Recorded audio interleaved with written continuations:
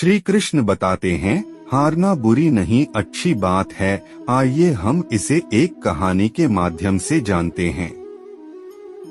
भगवान श्री कृष्ण का जन्म कंस का वध कर समस्त पृथ्वी लोक को उसके अत्याचारों से मुक्त कराने हेतु हुआ था। किशोरावस्था में ही वह गोकुल से मथुरा आ गए तथा दुष्ट कंस का वध किया। कंस की मृत्यु से दुखी उसके श्वशुर जरासंध ने एक विशाल सेना लेकर मथुरा पर आक्रमण कर दिया। इस आक्रमण में उसके साथ शिशुपाल और काल्यवन जैसे शक्तिशाली राजा भी शामिल थे। जल्दी ही सेना मथुरा जा पहुंची और मथुरा की राजसभा में कृष्ण तथा बलराम को सेना को सौंपने का संदेश भेजा गया।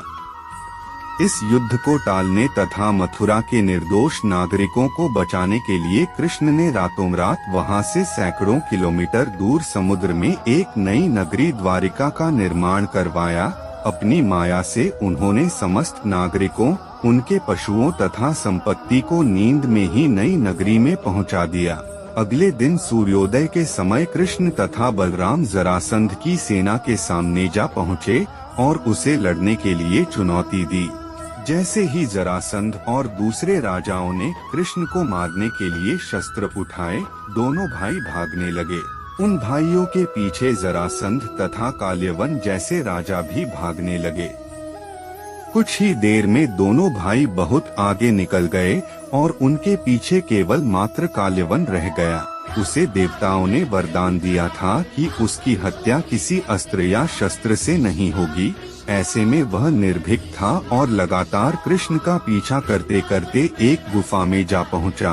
गुफा में राजा मुचुकुंद सो रहे थे, जिन्हें इंद्रदेव ने वरदान दिया था कि जो भी उन्हें उठाएगा वह उनके देखते ही जलकर भस्म हो जाएगा।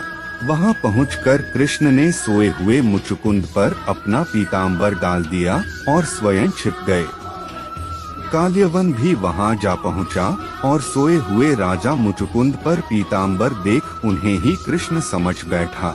उसने मुचुकुंद को उठाने के लिए लात मारी, जिसके कारण उनकी निद्रा खुल गई और उनके देखते ही काल्यवन वहीं पर जलकर भस्म हो गया।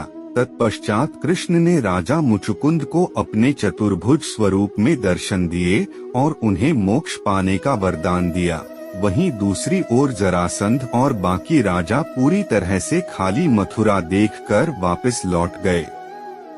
कृष्ण चाहते तो स्वयं भी काल्यवन और अन्य अधर्मी राजाओं का वध कर सकते थे, परंतु देवताओं के दिए वरदान का मान रखने के लिए ही उन्होंने काल्यवन को राजा मुचुकुंद के हाथों मरवाया।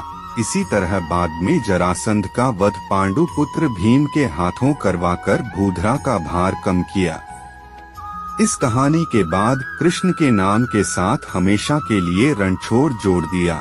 कृष्ण की इस कहानी से सीख मिलती है कि अनावश्यक ताकत का प्रदर्शन नहीं कर बुद्धिबल से काम लेना चाहिए। इस तरह हम अपनी शक्ति को खर्च होने से रोक सकते हैं और बड़े से बड़े संकट का भी सामना कर सकते हैं।